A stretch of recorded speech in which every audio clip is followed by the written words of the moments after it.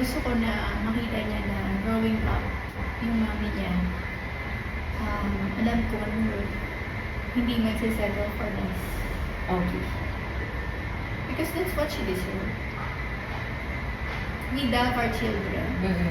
That's why we give everything to them. So, for them to be that person you want them to be, you have to practice that. To know Sa your sarili worth. mo. Gusto mo pa na yung anak mo is people are not perfect. Nagkakamali na kayo. Ngayon, syempre ako nagkakamali ako. Yung mga pagkakamali ko, ayaw ko na maging pagkakamali din naman. So, paano ba? Paano hindi mangyayari sa kanya yun? So, you have to lead. You have to be the example. Diba? You have to show it. Yes. Para hindi siya magkamali, hindi kailangan yung natuto na version mo na ang ipakita mo sa kanya growing up.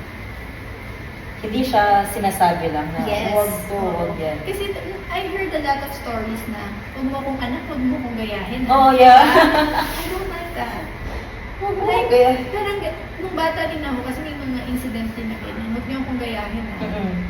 Paano ka namin hindi gagayahin? Yung natututunan namin yung ginagawa mo. Diba? It's so hard. I think it's not a good reason. Yeah. I mean, we can all tell someone na, for example sa gym tayo, I'm overworking, but I will tell you, ma'am, huwag niyo akong gayahin. Yeah. So, I am not portraying Yes, it's so hard. the right thing, right? Yes. Parang siya, mag-create siya ng confusion dun sa bata. Kasi ako na-experience ko yun. My mom always tell me, huwag niyo akong gayahin na. Kasi she always forgives my father. Mm. Whenever my father cheated, ganyan. Na ang hirap ha, ang hirap growing up. So, ano yung gagayahin? Kaya nga, di ba? When you're a kid, hindi mo alam kung paano. Like, you're a blank band paper. Yes. Diba? Oo. So, huwag daw siyang gayahin. Paano pala yun? Paano siya hindi? So, yun yung ayaw ko na. I want na makita ni Ali na, yung mama ko is, alam niya kung anong worth niya, hindi siya magsisettle for less. Parang yun na, parang growing up, gusto ko naisip niya, yung mama ko nga minana ko ng ganito, hindi siya nag-settle for less. Why will I settle for less too? Hindi magiging proud si mami sa akin pag ginawa ko. If ganito yung decision ko, hindi siya magiging proud sa akin. We have to walk our talk. We have to be the example first. But if you want to correct kung anong buhay ng anak mo, kung ano yung pinagdaanan natin, and we want it to correct sa anak natin, you have to be the example first. Yeah. You have to take the responsibility to be that person first. For her, nasusundan niya na lang. Tama. Diba? It's Yeah. like what Jesus did to us. Kinuha niya lahat ng kasalanan natin. Diba? Nasalanan niya siya, pero sinenta siya ni Lord para pagdaanan niya lahat ng mga kasalanan natin. To be perfect. Diba? Para patawarin tayo ni Lord. So parang gano'n lang. You have to be the example first. Instead of saying na, huwag mo akong gayahin. Yes.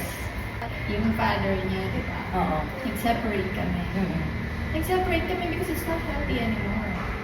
Kaya hindi na kami nagkakasundo. Bakit pa kami nagsasama? So I don't want my children to grow up na lagi kami nag-aaway. Pero magkasama pa rin kami just for the sake na buo kami. But really, we're both broken. So ayoko din na pagka dumating yung panahon siya, halimbawa magkamali din siya.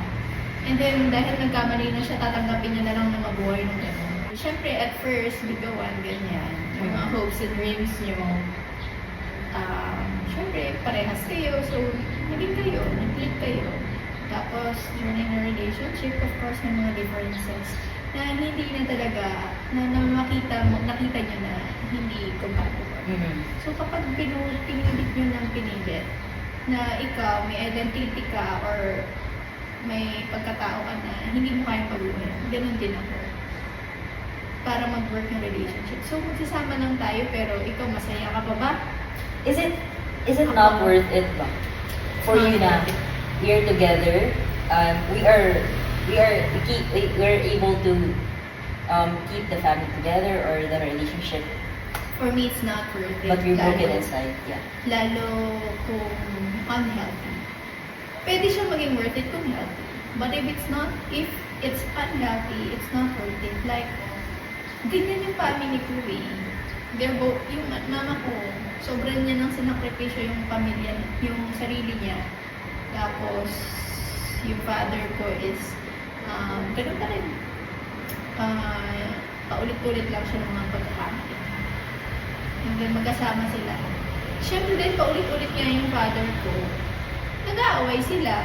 So, yun yung kinanakihan namin. Nag-aaway ng mga magulang just to keep us cool. So, maganda ba yung impact sa akin? I don't think maganda. Kasi, dadali ng bata yan na nagkaroon siya ng sariling pamilya na okay lang pala lagi nag-aaway. Mami at daddy ko nga lagi nag-aaway. Pero buo pa rin kami. Ayoko naman mo. Gusto ko ang peaceful relationship. Me as a babae sa relasyon, I have my role. You as a lalaki sa relasyon, you have your role.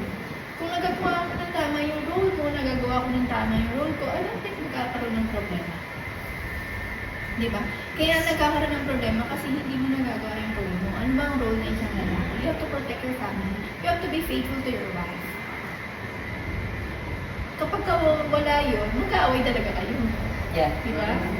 Kasi pag nagloko pa, si girl, hindi na siya safe. Hindi niya na feel na safe siya sa relationship. Lagi na may trust issue. Then it's dysfunction. Yes.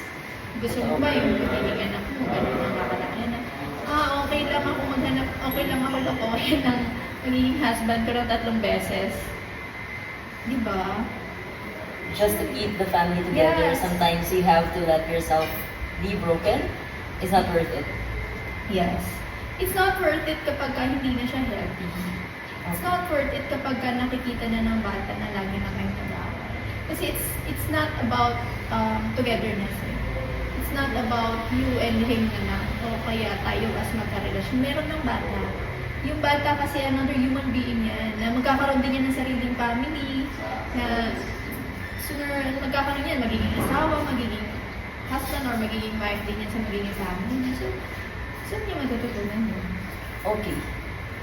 So, the moment that you decide to have a family, you have to decide also for the child. Oo.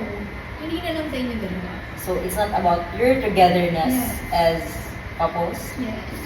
pero you also have to think of the child. Yes. Kaya ako, it really took me a while to really have the courage to let go of the father. Oo nga. Yeah, kasi nakita ko na wala. Mapaprinsipyo akong tao. And the father of my child is sobrang maprinsipyo niya. It's not negative. Okay. Mabuti siyang tao. I believe mabuti siyang tao. Mm-hmm. But it's for not really compatible. May mga paniniwala ako na gusto niyang paliin ko at i-adopt yung paniniwala niya that I can't. Okay. You have your own, you have your own decisions. Yes, I know meron akong sariling paniniwala ako na what is right and what is wrong. Non-negotiable. For me, yes, pag mali-mali.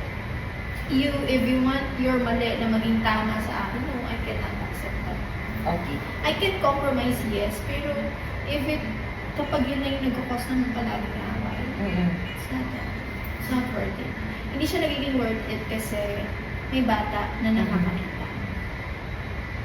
How did you learn that, ma'am, na we have to include the child in our decisions? Along the way.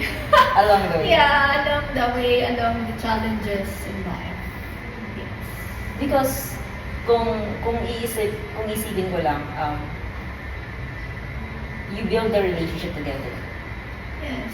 Tapos, right now, you have to let go of your hopes and dreams na magkasama kayong dalawa just for the sake of keeping the Sake child of- healthy, Yes. mentally, physically, emotionally. It's very good. Kasi bata yan eh.